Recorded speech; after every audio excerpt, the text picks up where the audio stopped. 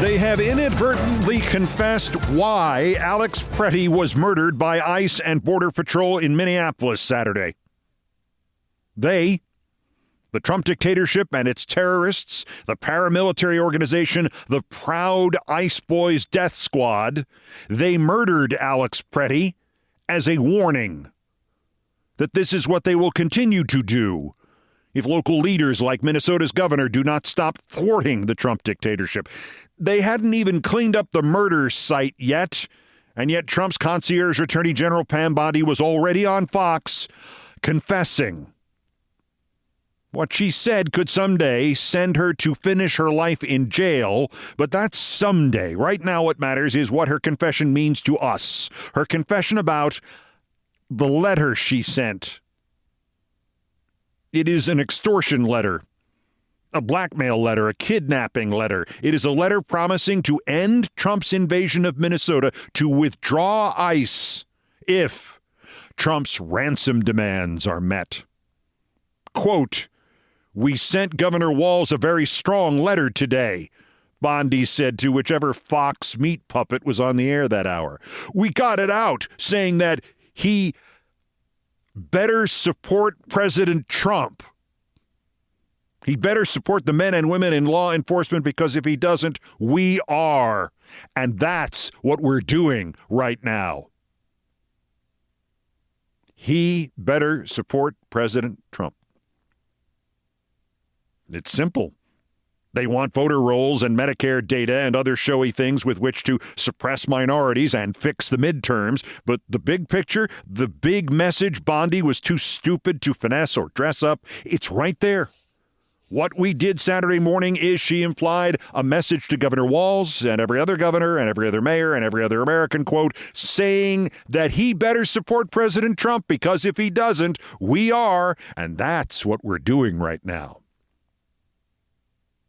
Support Trump, or we will, well, we will keep shooting your residents. Comply, or your people will die. Or you will die. The United States of America is at this moment without a functioning government. In place of a government, the United States of America now has a Trump terrorist organization enforced by a paramilitary death squad, Proud Ice Boys, masked gunmen, street gangs in Nazi leather trench coats. The United States of America is at this moment without a functioning government, and the United States of America is at this moment without a functioning constitution, and the United States of America is at this moment without a functioning president. We are destabilized from within by state-sponsored terrorism. Our own state with our own terrorist, the worst terrorist this nation has ever faced, Donald John Trump. He serves no one but himself and his co-conspirators and his gangs and militias and Gestapo and, for all we know, mercenaries, which he calls Homeland Security and Border Patrol and ICE. And they are rioters and provocateurs and enforcers, and they are death squads. Trump serves no one but himself. He protects no one but himself, and he protects those who will break the laws on his behalf. His criminals, his executioners.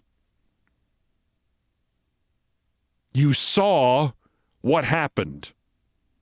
The world saw what happened. The video is conclusive, and what it depicts is unmistakable. Alex PRETTI, a nurse at a VA hospital, goes to where ICE was threatening to riot again.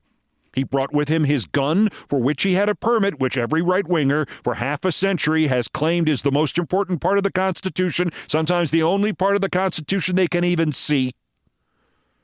When he got there, he saw ICE sadists pepper spraying and knocking a woman to the snowy street. He filmed it. He tried to help her up. They swarmed him. They forced him to the ground. They beat him. They found and removed the gun he was not holding. And then as he fell to the ground and lay there defenseless, they shot him in the head. And 10 times in total. The end. And then this subhuman witch, Kristi Noem, got up and before his body was cold, accused him of being a domestic terrorist and of brandishing a gun. And amid the obvious slanders and untruths that brand her either a compulsive liar or someone impaired by brain injury or vision deprivation or impairment, she told the real story here, that Alex Pretty was shot because he interfered with what ICE was doing in Minneapolis, with its duties, with its purpose. And if you take that as the only true thing she said, the true monstrousness of what happened Saturday becomes even worse, because Kristi Noem's inference, the sadistic admission she is too stupid and delusional to understand she made, is that ICE's duties under the Trump-Vance dictatorship are menacing Americans, citizens and non-citizens alike, and throwing them to the ground and beating them and then killing them. This wasn't some kind of mistake. Noem hasn't said it. None of them have said it. None of them have said it still that the death of Alex Pretty was even a mistake. Just as she and the other scum still haven't said the death of Renee Good was even a mistake. They continue to glory in what they did. Kristi Noem and Tom Homan and Todd Lyons and this pile of vomit in an SS trench coat Bovino are celebrating the murders of Pretty and Good and the others who have been injured and the others who have been seized and the 5-year-olds used as bait and the doctors who have been denied access to the men dying of murders stochastically ordered by Trump. They have been glorying in this because that is what ICE's purpose is. That is what Bovino's purpose is. That is what Noem's purpose is. That is what this dressed-up street gang called ICE, barely dressed-up street gang, is. That is what Homan is. That is what Lyons is. That is what the Department of Justice is. This wasn't some nightmare of hatred mixed with sadism, mixed with improper training. They meant for it to be like this, and they mean for it to be worse than this. Kristi Noem's job is to get Americans killed. The proud ICE boys' jobs are to throw Americans to the streets and beat them and kill them. Their duties are to menace and throw women and the elderly to the ground. And all that Noem said is an acknowledgement of every one of our enraged criticisms about who they are and what they are doing. It is their confirmation that not only are we correct, but that we have understood their goal.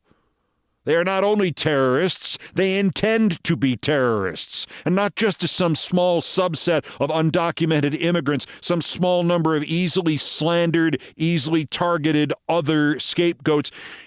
This is intended to terrorize all Americans.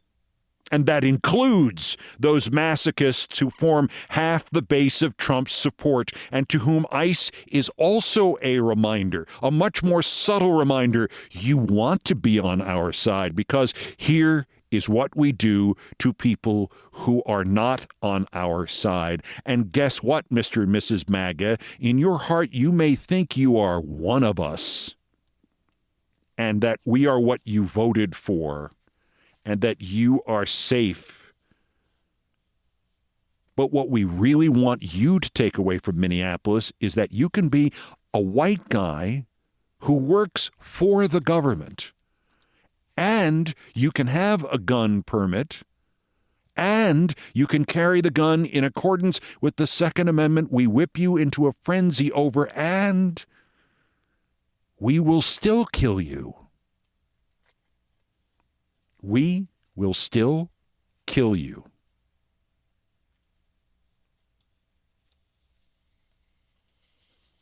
ICE, DHS, these paramilitary gangs who then tried to destroy the evidence of their murder, and the local cops had to threaten them, and the city had to go to court to get a restraining order to keep them from destroying the evidence, although they probably have. These are terrorist organizations. The Trump-Vance government is a terrorist organization. I have been saying this since 2016 when I had to phrase it as a theoretical because we were still in the middle of that first goddamned election when I had to say that if Trump meant what he said in his campaign, there would be concentration camps, Trump concentration camps full of minorities and immigrants, and there would be American-born citizens in there with them, or American-born citizens injured or in jail, because not everybody was going to go along with the purging of their own neighbors. Not this time. Trump is a terrorist, Noam is a terrorist, the murderers of Alex Pretty are terrorists, and they should all be in Gitmo today. The only difference between 2026 and 2016 is it's no longer theoretical. They won't become terrorists, they are terrorists now. Well, there is one other difference. They are making almost no effort to hide it anymore, because to hide it, to deny it, is to deprive themselves of the other purpose of state-sponsored terrorism against America and Americans, the opportunity to coerce and blackmail and neutralize the remaining local and state governments that might still defend citizens and stand between them and the murdering menace that is Trump and his thugs. Much as Alex Pretty tried to stand between the women on the street in Minneapolis Saturday and the oncoming Proud ICE boys. To deny that this is the plan is to hamstring Pam Bondi. Noam's response, and the best theoretical explanation for her, for all of them, is that they are strung out. Noam's response was appalling and infuriating, and yet it was surprisingly missionary position. She's a liar, she's a sadist, she's cover for Corey Lewandowski, she will do whatever is required for money and power, she is utterly fungible, and they could replace her tomorrow, and with the perversions she has had done to her appearance, they could literally replace her with somebody who looked sort of like her, and if the replacement had a deviated septum, you might never know the difference. Kristi Noem is mail order. Kristi Noem is basic. But Pam Bondi is, in a way, far, far more dangerous. Despite, I have met her, despite her belligerent stupidity. Her response to the murder of Alex Pretty seemed too fast, too on the nose, too rehearsed. If you told me, before she started to talk on Saturday afternoon, if you told me somebody instructed the ICE invasion force in Minnesota on Thursday or Friday, hey, kill some guy tomorrow or Saturday so Bondi can threaten to have you do it again, I would argue back against your conspiracy theory, but the only real heft to my argument would be that these people are too incompetent to pull off a conspiracy. That they would want to do this? I have no doubt of that. But then Bondi responded to the murder by confirming the conspiracy theory. To send, she says, Governor Walz, that extortion letter, a series of threats, a series of demands, a series of orders with the not too thinly veiled threat that if they are not complied with, well, there are a lot more Renee Goods and Alex Pretty's out there in Minnesota, and it's not like we're short of homicidal maniacs with endless ammo and no morality, and it's not like we're short of people who will get up and lie while the video plays, proving they are lying as they are lying, and it's not like we're short of masochistic and sadistic MAGA out there who want to see people murdered because that's what masochists and sadists and Trumpists are. Bondi, as you know, made an offer that Tim Walz is not supposed to, what was that phrase again? Refuse. It's a threat, of course, but she called it an offer. We will withdraw our ICE death squads from Minnesota after you give us all your Medicaid and food assistant records, after you repudiate your sanctuary cities, after you swear to have your cops cooperate with and subordinate themselves to our paramilitary gang, and then give us your voter rolls so we can prosecute you for discriminating against white people. You know, white people like the ones we've shot on your streets this month. The real victims here, oh no, not when we shoot them, then they're not victims. Then the ICE and Border Patrol officers are the real victims here. Because they had a camera thrust towards them.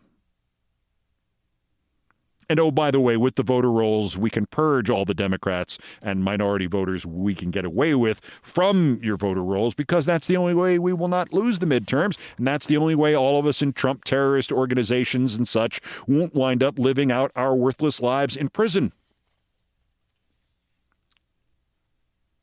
Standard organized crime, standard terrorist organization, standard Putin-esque, Hitler-esque dictatorship procedure: damage, wound, destroy, kill first, then issue demands, then blame the victim, then agree to stop your crimes if your victims essentially confess to enough fictitious crimes to allow you to then say, we have defeated the Minnesota enemy.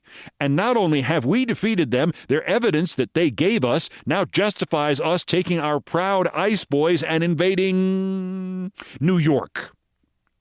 Because in New York, they're doing the thing we told you they were doing in Minnesota, and Minnesota just confessed. Standard blackmail and extortion, and frankly, standard paramilitary dictatorship.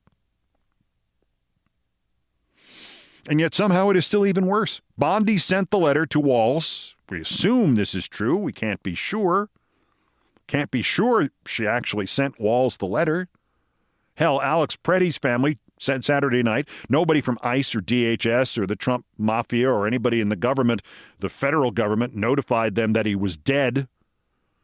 12 hours later, they still hadn't heard from them. They had found out he was dead when an Associated Press reporter told them. Pam Bondi may have sent the letter to Walz, but she certainly sent the letter to Fox News, and as they are ordered to do, they put her on the air almost immediately, where the somehow even worse part happened. It's not just that Bondi and her future co-defendants want Minnesota to turn over its voter rolls and assistant records and become a subsidiary of ICE. It's that she let the cat out of the bag because, as I said, I've met her. She's remarkably stupid and gullible and, moreover, desperate for approval. And there is nobody actually there behind those eyes. It is all a performance, and a bad one, and it all sounds truly rehearsed and unqualified and artificial. And when I say artificial, I don't mean artificial intelligence. And so Bondi then went on Fox, and that's when she let the cat out of the bag about why Alex PRETTI was really murdered. And I'll read it again. We sent Governor Walz a very strong letter today. We got it out saying that he better support President Trump. He better support the men and women in law enforcement, because if he doesn't, we are. And that's what we're doing right now. That's what we're doing right now. We shot 2 of your citizens because you're not supporting President Trump. Pretty straightforward, actually. Maybe the most honest thing said in the year and 6 days of this dictatorship from hell. This nightmare of Trump and his moron sidekick, JV. There it is. You better support President Trump, because if you don't, we are. That's what we did 2 weeks ago when we shot that woman in the face. That's what we did Saturday when we killed that Second Amendment guy from the VA hospital. You, quote, better support President Trump. That's what we're doing right now. Yep, that is what they're doing right now.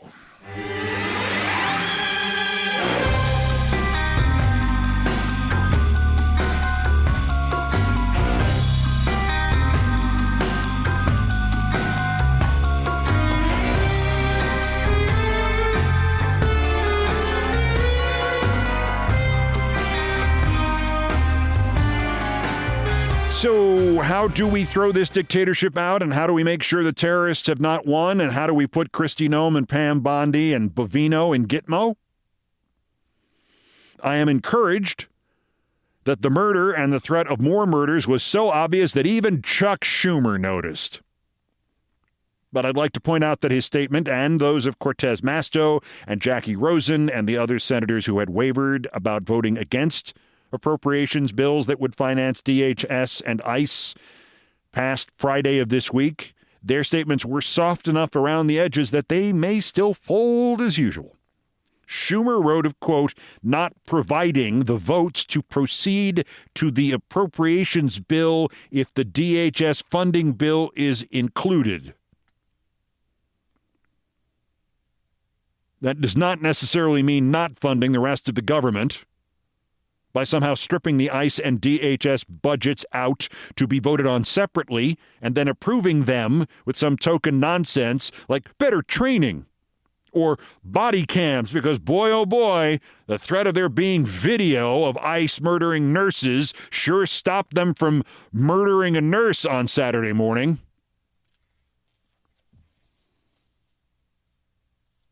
Even if what Schumer said is not deliberately designed to allow the weasels among our elected representatives to eventually fund some form of, Trump-run government-sponsored ICE terrorism, it's still insufficient.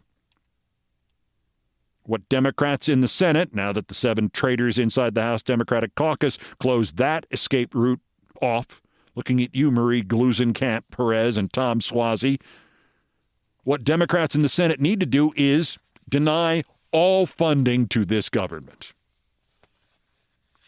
I mean, take a page from Pam Bondi. Literally a page, her letter.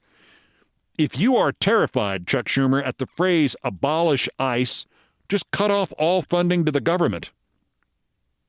Cut off all funding to Trump until they completely correct immigration control. Come back to us when you're ready, Trump.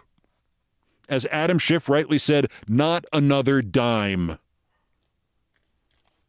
Shut the Trump dictatorship down. It's not like it's any good at anything anyway besides killing us.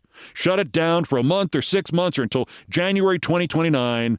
Shut it the F down. Because, surprise, the voters will back you up. YouGov polled Saturday after the execution in Minneapolis. Would you support abolishing ICE? Yes, 46%. No, 41%. That's a net +5 for abolishment. Among independents, it's a net +12. Deep inside the demographics, they asked one group, would you support abolishing ICE? 19% said yes, that group is Republicans. 19% abolish ICE. A less weighted version of a similar question, do you approve or disapprove of the job ICE is doing? New York Times Siena poll, all voters, all demographics, 63% disapprove of the job ICE is doing. 70% of independents disapprove. 57% of white voters disapprove. 19% of Trump voters disapprove. It's 27 points underwater. Put ICE underwater. Politico had polled over the last week, is it worth risking the lives of anti-ICE protesters to conduct immigration enforcement? 51% said no. 31% of Trump voters said no. Schumer can stop having nightmares about suburban moms and focus groups. The polls are not in any doubt. Like the video of the murder, the polls are in fact easier to understand first time you look at them. Abolish ICE +5, approval of ICE -27, percentage of Trump voters who say ICE is too aggressive, 20%. And then there's everything else going on with this terrorist gang. We haven't even gotten around to this psycho-impaired Secretary of Defense Hegseth writing ICE, then a greater than sign, then the abbreviation of Minnesota. You know what they have in Minnesota, Hegseth, you Neanderthal? They have Americans. Meet some someday. We haven't gotten to the Deputy Attorney General of the United States who went straight to that job after being Trump's personal whore attorney, going on a Sunday show yesterday and saying Alex PRETTI, quote, was not protesting peacefully. He was screaming in the face of ICE. He had a phone right up in ICE's face. Is that protesting peacefully? What'd you expect? You wanted something from the Vietnam War where he pours gasoline on himself and lights himself on fire? Is that your idea of the peaceful protest? Todd. Todd Blanche's message to you is you can be summarily executed by the government on the streets of an American city for carrying a gun. Or you can be summarily executed by the government of the United States on the streets of an American city for not carrying a gun.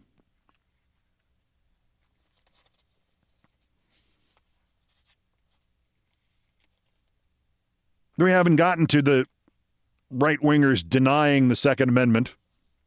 We haven't gotten to the toy store owners who gave out free whistles to Minnesotans to warn each other of an incoming ICE assault. ABC did a story on them, and within a day, ICE was at their door, demanding their employee records and addresses. We haven't gotten to Trump's psychotic reaction to all this, to ignore it, to ignore the murder done in his name, to ignore the murder done stochastically by him, and instead to write not just one of his asinine, self-obsessed posts about his effing Trump Memorial Ballroom, but to make it a double-wide post. As if anybody gives a shit about him and his shit gold ballroom. You're white trash, Donald. Your buildings are white trash. But the gold matches my hair. We haven't gotten to whether there is meaning or just grandstanding to the Republican chair of the House Committee on Homeland Security demanding that the head of ICE, Lyons, shows up for a hearing, an actual hearing into Minnesota before the 18th of March. We haven't gotten to the implications of Oklahoma's Republican governor, Kevin Stitt, ordinarily one of the biggest doofuses around, chairman of the Governors Association, who said Americans don't like what they're seeing right now. Trump is getting bad advice right now. We have to enforce federal laws, but we need to know what is the end game, and I don't think it's to deport every single non-U.S. citizen. Governor, my advice to you is, if you run into any ICE agents, keep your phone down.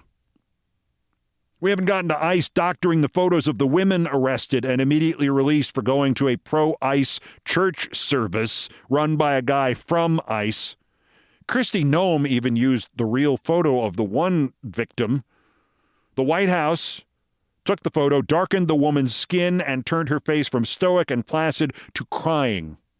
Caroline Levitt retweeted it because Caroline Levitt isn't just a liar, she's racist swine. We haven't talked about the attempt to arrest Don Lemon for filming the fascist rally disguised as a Christian service. We haven't even discussed my pal Will Bunch's article for the Philly Inquirer about the 3 ICE detainees dead at the Fort Bliss, Texas concentration camp, 3 in 33 days. Or Will's observation that, quote, deaths are occurring in ICE detention facilities at nearly 10 times the rate of the Biden years. Or the inevitable conclusion that we have to now say of America in 2026 that we are now regularly hearing reports of deaths in our concentration camps. All new edition today, comic relief at the end about a job I was ready to take, and then the company went out of business. But Worst Persons is next. It is about all those people who defended ICE after Renee Good's murder or after the early information came out about Alex PRETTI's murder. It's about them and why, after the PRETTI murder, they still think somehow they still have public careers. So you're on deck, Tony Dokoupil, John Fetterman, the New York Post, Scott Jennings, and Stephen A. Smith. That's next. This is Countdown. This is Countdown with Keith Olbermann. Still ahead on this all-new edition of Countdown, I recorded something new about a job I was about to accept. And half an hour before I was going to take it, the station went out of business. Instead, I recorded this literally half an hour before the news came in from Minneapolis on Saturday. I'm going to include it at the end anyway because I sure as hell needed to break from this. And I'm guessing you might. If you don't, I get it. Don't listen. It's okay. And it's next in Things I Promised Not to Tell. But first, let's do the Worst Persons segment. And we'll devote it entirely to people who supported ICE even before the murder of Alex PRETTI or after it.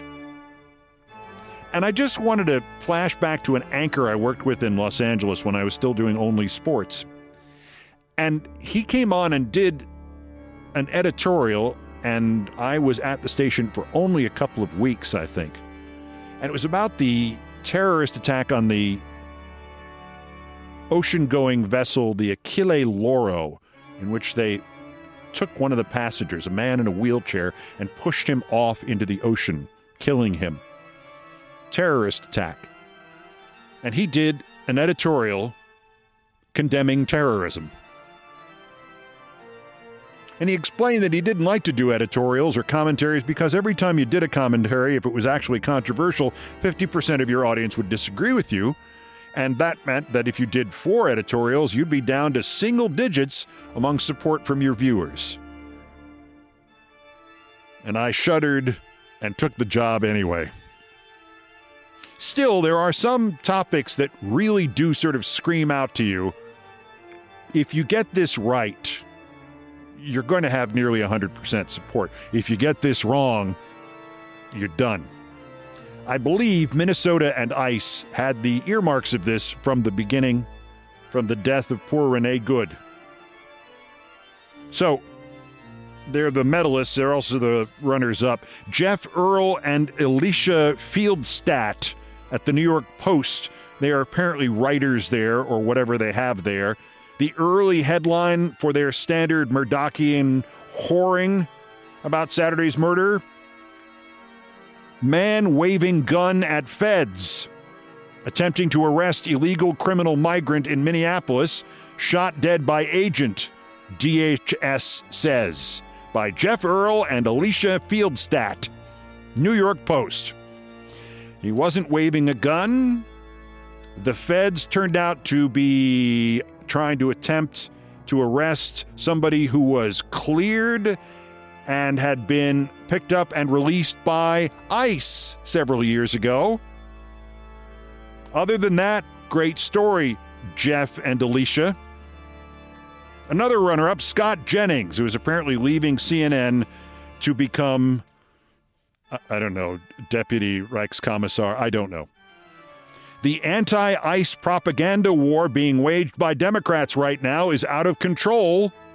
He said the other day, if I were Trump, I'd be frustrated too, but he has to uphold federal laws in all 50 states, no matter what some secessionist angry mob in Minneapolis says.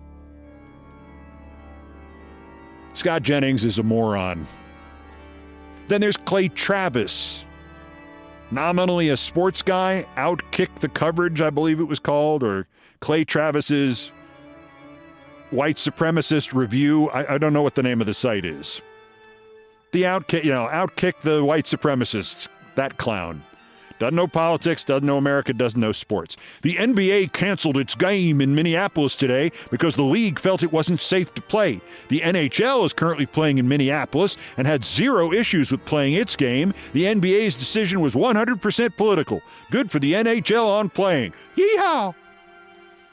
The NBA game, Mr. Travis, was in Minneapolis, where the murder took place. The hockey game you referred to was in St. Paul, Minnesota. It's a different city.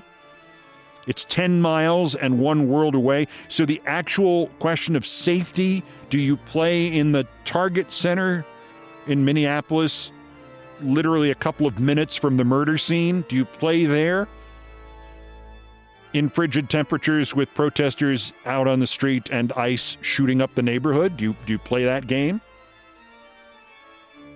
As opposed to a hockey game in St. Paul. No wonder he veered over into politics. Doesn't know shit about sports. Now our medalists. The bronze, worse, Pennsylvania Senator John Fetterman, for whom I feel great sorrow, but enough. Go check in somewhere and resign. Quote, ICE agents are just doing their job, and I fully support that. Again, he said this before the murder of PRETTI. This was after the murder of Renee Good. People in my party might treat them as criminals. That's inappropriate and outrageous. No, the fact that you're still running around without supervision is inappropriate and outrageous, and the fact that you pose as a Democrat is inappropriate and outrageous. Get thee to a nunnery. The runners-up were Sir, CBS News, and the greatest network news disaster of the last half-century or more, Tony Dokoupil. Thursday, again, if you really are going to try to take the wrong side in what is to be a historically important societal turning point, if you're going to take the side of the cops in Rodney King, or if you're going to take, say, the side of the assassins in any political assassination, maybe you should make other career plans. Thursday, Tony Dokoupil signed off the CBS Evening Barry Weiss Pick Me, Trump, Pick Me news by elevating, quote, those who want to see our immigration laws enforced legally and peacefully and with safety for all. And he ended with, it's not my job to tell you what to think about what happened here. No, of course not, Tony Dokoupil. Government murders 2 people, shoots a mother in the face, and blows a nurse's brains out with a point-blank shot to his head after they disarmed him, but don't you dare offer any insight or opinion or even guidance as to what the viewers might think. Let them believe that it is not assassination and government-inspired terrorism. I mean, honest to God, I hope they have a new one lined up to take over that show. Maybe they could do an AI thing. Years ago, when MSNBC went on, one of the more creative shows they ever did featured a co-host who was actually an animated character who did half the news and reacted to the real people. Maybe they could have that guy come back. He's in a box somewhere in Secaucus, New Jersey. By the way, the reporter about TV, Joe Adalian, he noted that Saturday night, and Dokoupil was not there, so that's not his fault, and he doesn't make any of the decisions either. He just reads what they give him. Joe Adalian notes that on Saturday night, the CBS Evening Weekend News devoted nearly its entire show to weather, and it devoted 2.5 minutes to the murder of Alex PRETTI. NBC, Mr. Adalian notes, did about 8 minutes.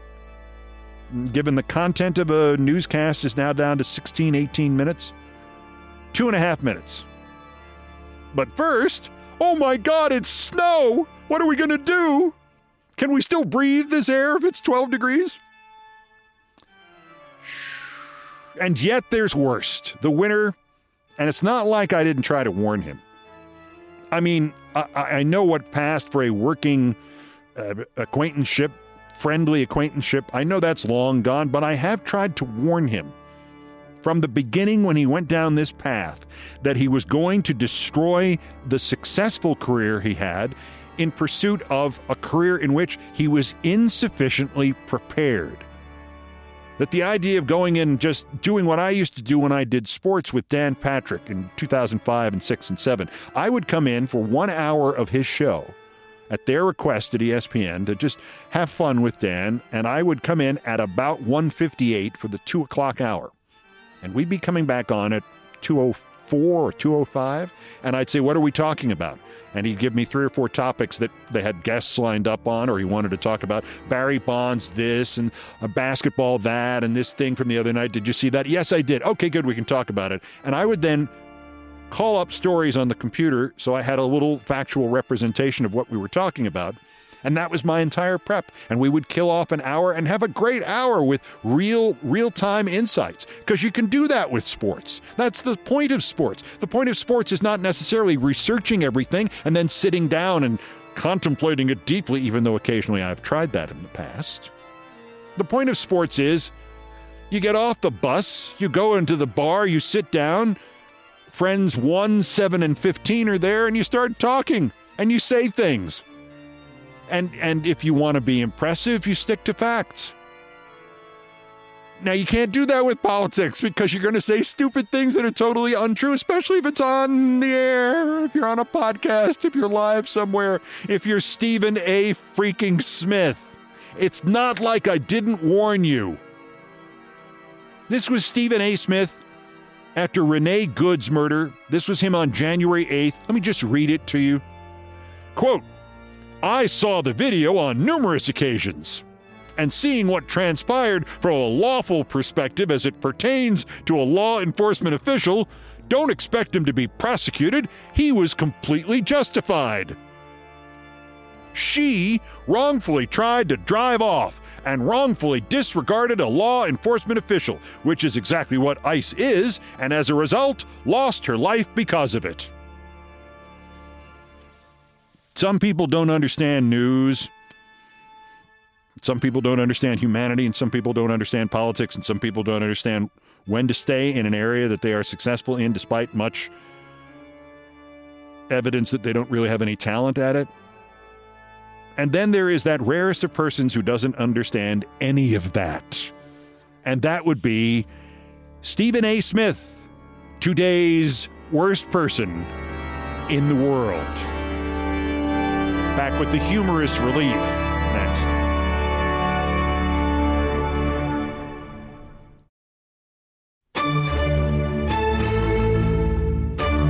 I suppose the only thing I like about January is that it's the start of the new year, and because of a coincidence I have nothing to do with, my birthday is in January, so it's doubly the start of the new year, and I get very nostalgic, and milestones get hit, and it is now the 20th anniversary of this, and the 50th anniversary of that, and the 30th anniversary of this.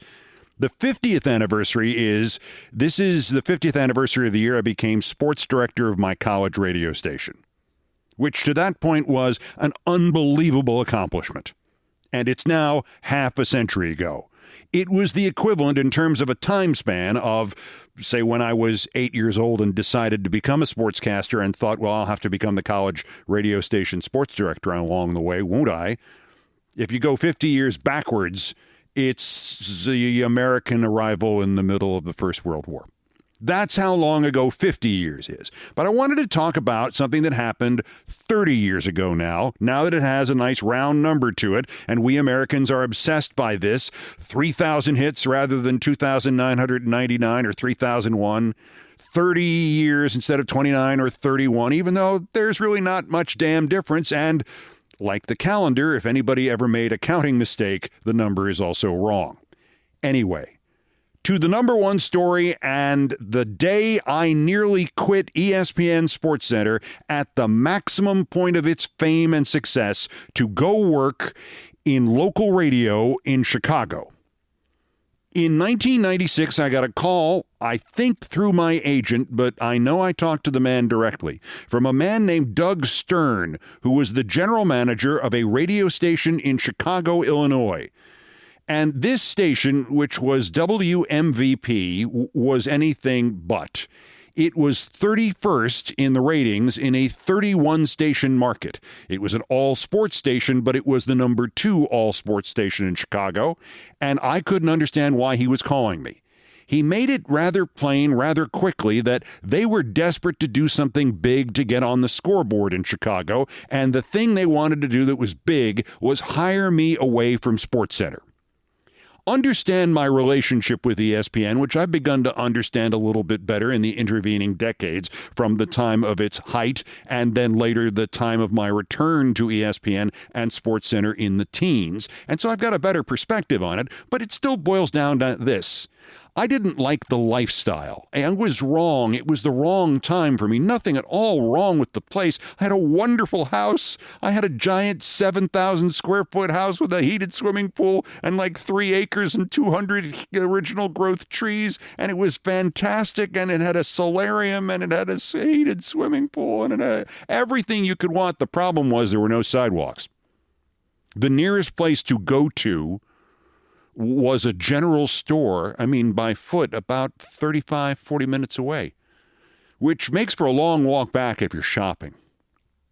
Anyway, it was a fine place. If I wanted to raise a family, that would have been it. Or if I'd brought a family with me, that would have been it. Or if I'd even brought a girlfriend with me, that would have been it. But it was very tough to add those things once you were out there in a place where you spent most of the time looking out the window at the far horizon where the highway to New York went up the hill, and then everybody had to brake at the top of the hill to go down the hill towards New York. And there was this little red glowing light where all those people were just far enough away that they were going to New York and you weren't, and there was really nothing to do. I kind of liked the job. I had a lot of problems with management at ESPN. I think those may have been noted somewhere, and we largely paved those over in the ensuing years, and I'm kind of proud of them and of me, and I'm a Disney retiree. I just got another Disney retiree check the other day. That's the last possible outcome I would have believed other than them selling me the place. But I just didn't fit in the environment. I liked doing the show. I liked working with Dan Patrick. The success was something I knew I would never recreate. It was a pretty easy thing considering how difficult it was, as ludicrous and Yogi Berra-like as that sounds.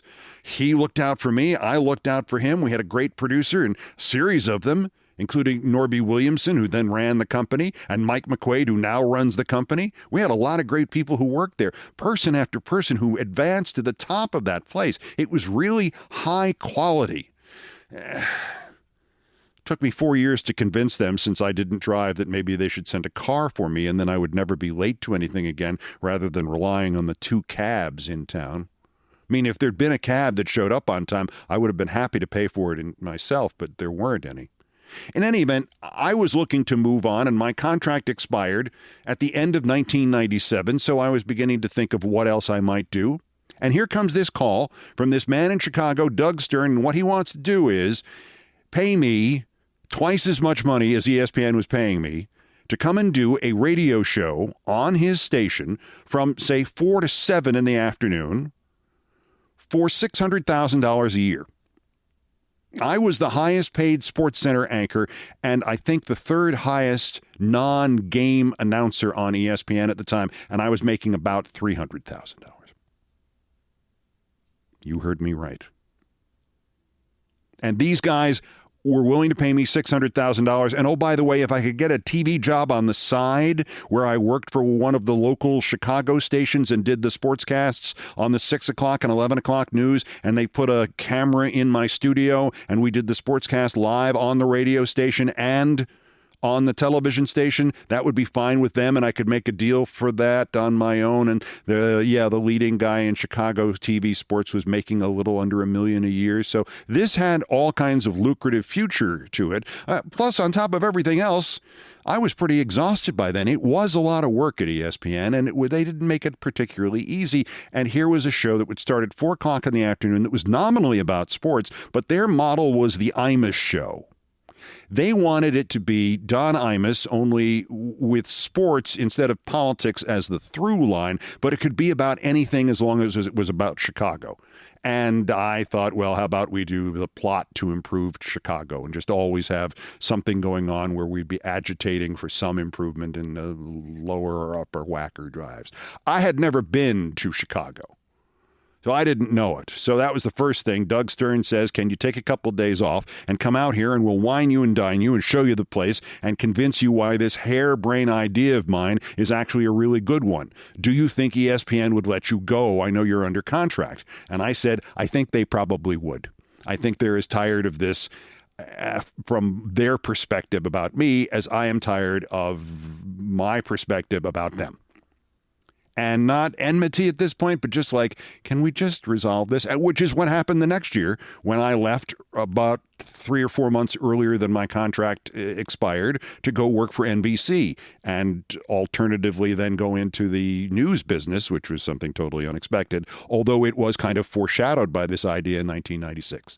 In any event, I go to Chicago after a false start where I'm on my way to the airport, and Doug Stern calls me, and this is at the crack of dawn, and says, don't come out here. Don't come out here. We can't have the meeting this week. Is there any way we can postpone it to 2 days from now or whatever it was? And I went, I think so. And I turned around and went back to my house and went back to sleep. So I don't know why I was so interested in this, having never been there, but I did like one thing he mentioned.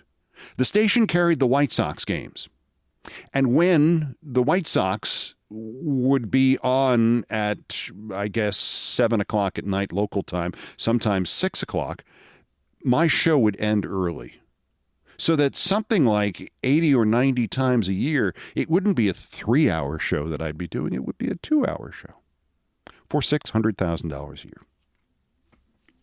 So I was very interested in seeing what happened. Well, I get out to Chicago finally, and as I come off the plane, a man walks up to me and introduces himself, and it's Doug Stern. The general manager of this radio station has come out to see me and greet me personally and pick me up personally, and he takes my bags, and they go into full wine and dine and impress Keith from the moment I land. They put me up in the Drake Hotel, which is fabulous, mid-century, that's 20th century Chicago, updated, but with this still kind of, the doors in the hotel where you hang up your dry cleaning and they can come and pick it up without bothering you because there's another door on the other side of your door. The palms in the gigantic lobby that's like 3 blocks long. It just spoke to, and still modernized. We're not talking about, it looks like they haven't dusted it in 50 years. That was where they put me up, and then they take me into the radio station, and I walk in the front door, and everybody who's not on the air is standing at this station, and they're all applauding. Because they understood that being at 31st in the ratings in a 31-station market is not tenable long-term, please. So now they begin to wine and dine me, and they take me to lunch, and they introduce me to the guys who were the stars of the network, of the station, as such as it was. 2 very funny, very upbeat guys named Harry and Spike, and Harry Tynowitz, who just died, I believe, fairly recently. Courageous battle with a liver transplant, and they were just great guys, and Spike was this kind of low-key guy. Oh, where are you staying? I said it. They put me up at the Drake. Oh, nice. My sister's getting married at the Drake on Saturday night. I said, that's congratulations. You want to go? And I was like, what? He said, yeah, you want to go? I mean, you're in the hotel anyway. It's not like you have to take a long trip.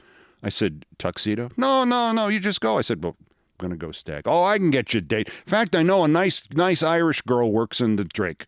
And she's there already too. And I think she's got Saturdays off. She was talking about going, and she didn't have a date either. You'd like her.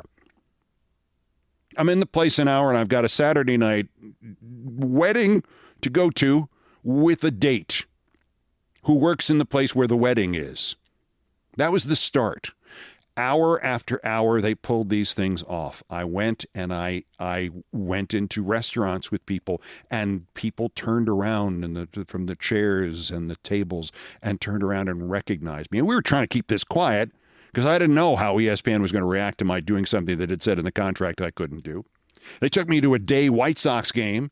Everybody stopped in the press room.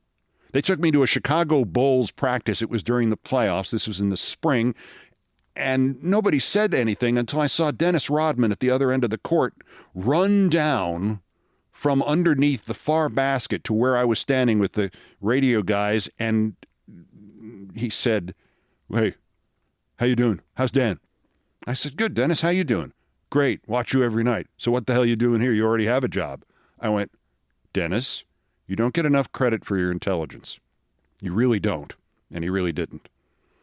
And I said, do you think you could do me a favor and not tell anybody that you saw me here because you just figured it out? What are you talking about? These clowns here from the radio? I like these guys, but nobody listens to them. They listen to them if you're here. Welcome to Chicago, man. Everybody I saw figured it out, and we're trying to keep this a secret. And every one of them said, please come here. We'd love to listen to you. What are you going to do? For afternoons? I'm not doing anything at 4 o'clock. I'll listen. And on and on and on. And I didn't pull my wallet out of my pocket once during this time. I didn't pay for anything. I didn't pay for a meal. I didn't pay for a beer. And the reaction to the people who did not know me was the following. And I'd never really seen this before in my travels. All the places that I worked, even when it was Boston versus New York or Los Angeles versus Boston, ultimately the people were largely the same, but there was something different about the Midwest, and I think it's still true largely, but it was certainly true in 1996, and this was the reaction to people who didn't know me.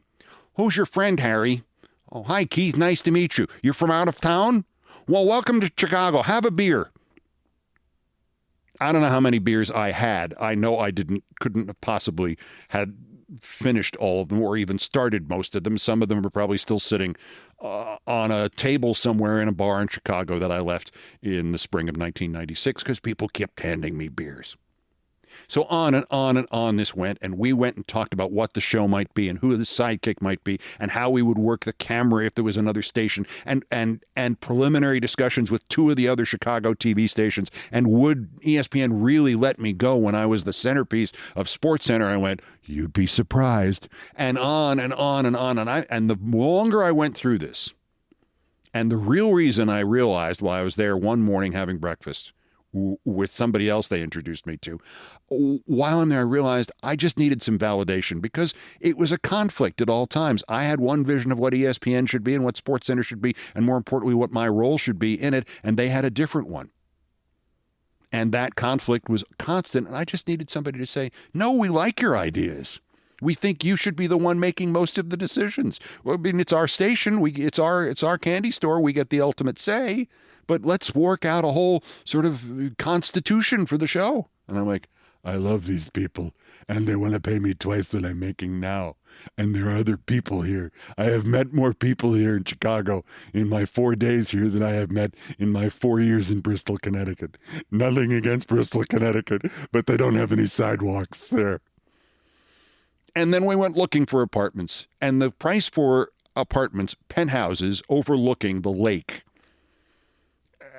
was still, maybe double what I was paying for my house.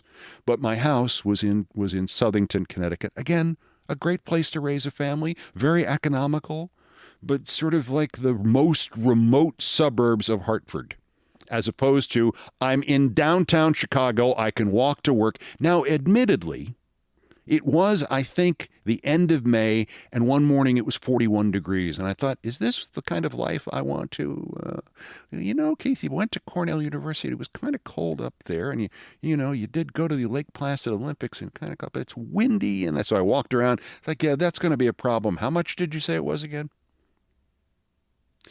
So on Friday, after being there, I guess 5 days, I think I got there Monday. It may have been Tuesday, so it was at least 4. And they wined me and dined me and took me everywhere. Here was the schedule on Friday.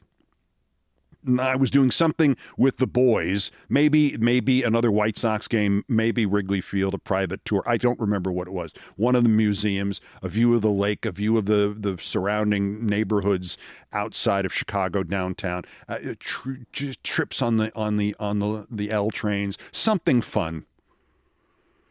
And then like dinner with Doug Stern to tell him whether or not we would proceed. Like, was I convinced? Had they successfully wined me and dined me, and should we try it? Not that I was going to accept it and sign a contract, but just could we proceed?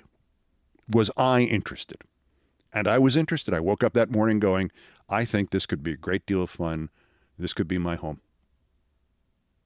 It'll look crazy, but this could be my home. Radio is not necessarily easier than television, but bottom line is you don't have to shave.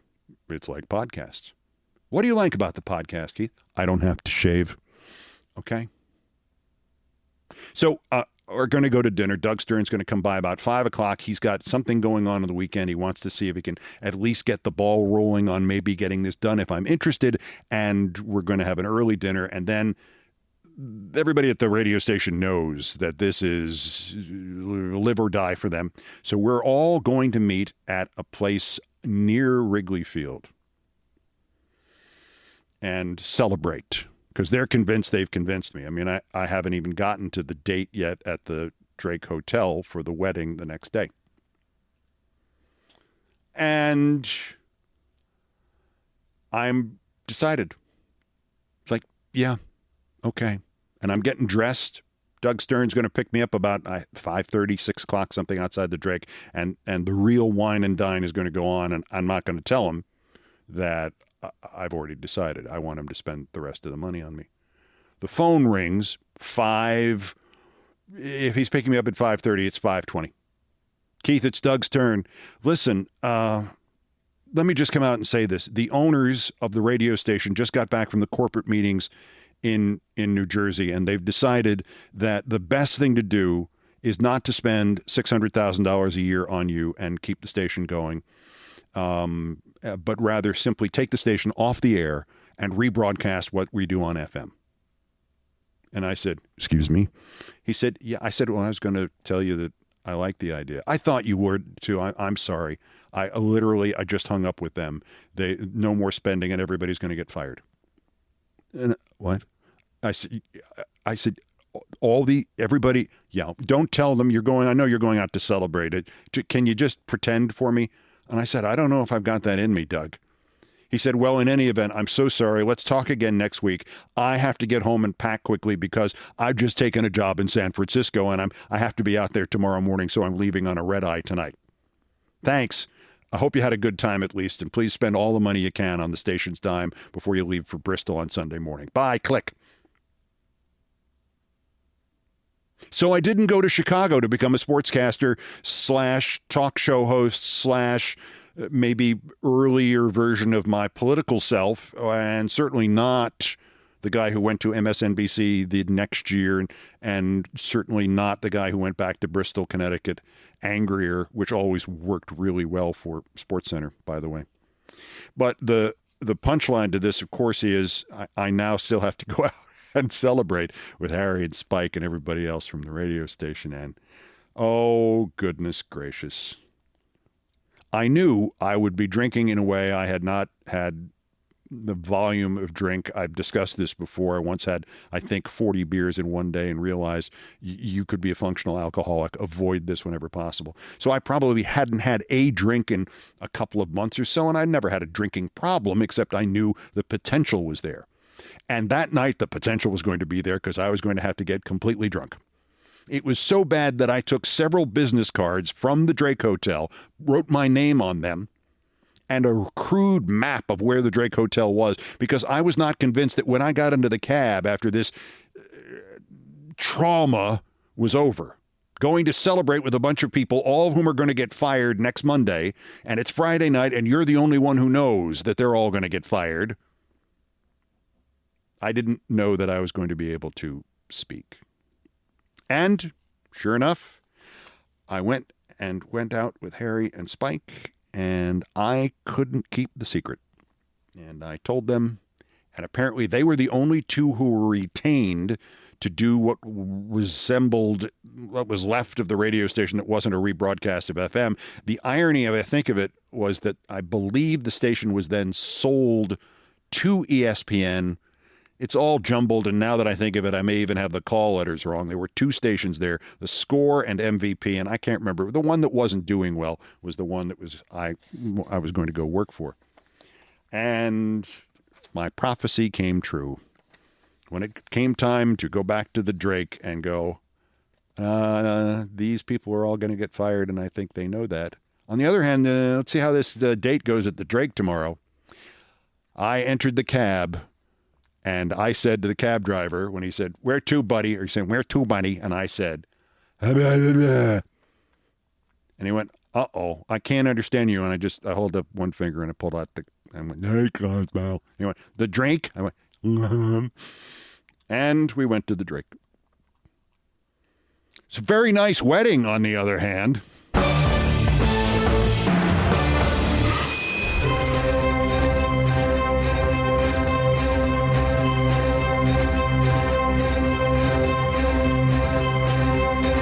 I've done all the damage I can do here. Thank you for listening. Dennis Rodman figured it out. Most of our countdown music was arranged, produced, and performed by Brian Ray on the guitars, bass, and drums, and John Philip Chanel handling orchestration and keyboards. They are, of course, our musical directors of Countdown.